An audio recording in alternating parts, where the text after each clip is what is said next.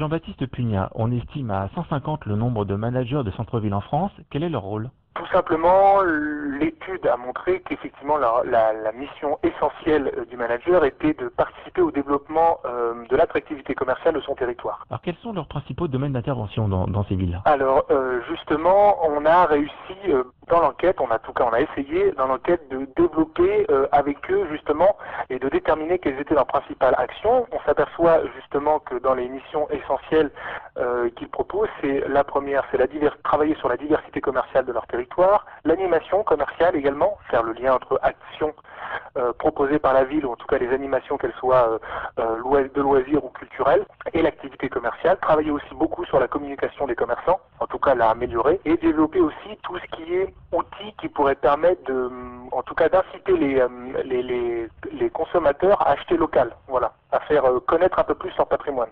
Alors on sait que le métier des managers n'est pas très facile, justement, quels sont les problèmes rencontrés par ces professionnels? Alors déjà, beaucoup de managers se plaignent d'avoir un manque de reconnaissance de la part de la collectivité qui les embauche, mais également de la part de leurs principaux partenaires que sont les commerçants.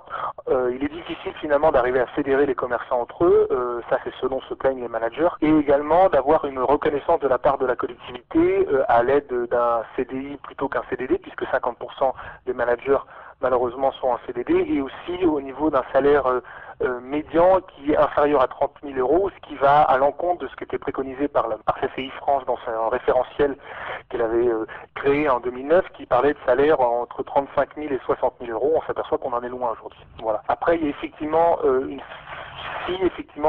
la collectivité qui embauche le manager manque un peu oublie de clarifier un peu le rôle réel du manager. Parfois les managers ont la sensation de travailler un peu dans un flou quotidien, ils ont une trop grande diversité des dossiers qu'ils ont à traiter, et c'est un peu délicat pour eux, effectivement. Leurs missions ne sont pas assez bien ciblées. Alors dans votre rapport, vous conseillez également d'améliorer la formation et les connaissances des managers du commerce. Pourquoi? Tout à fait. On s'aperçoit que c'est un métier qui évolue très vite, que chaque année, effectivement, de nouvelles problématiques peuvent s'imposer justement sur les territoires au niveau du commerce. Le e-commerce, par exemple, a engendré ces dernières années de grosses évolutions sur les modes de consommation.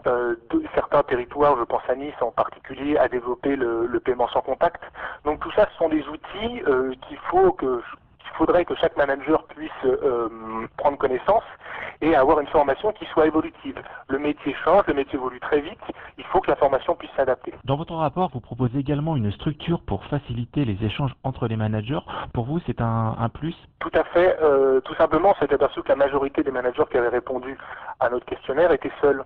Ils n'avaient pas de délégation, parfois juste une secrétaire, et donc ils ont besoin d'une plateforme d'échange qui leur permette de voir un peu quelles sont les problématiques que les autres managers de leur territoire ont à gérer, et voir quels sont les outils et les solutions qu'ils ont tenté de mettre en place pour pouvoir y répondre. Et c'est bien d'avoir quelqu'un qui pourrait potentiellement être un responsable réseau et qui soit en capacité de fédérer tous ces managers entre eux, de leur proposer des solutions pour pouvoir échanger entre eux, pour pouvoir éventuellement connaître les points forts et les points faibles des autres territoires, faire évoluer leur territoire dans le bon sens, et aussi peut-être fédérer des managers entre eux sur des zones géographiques assez proches.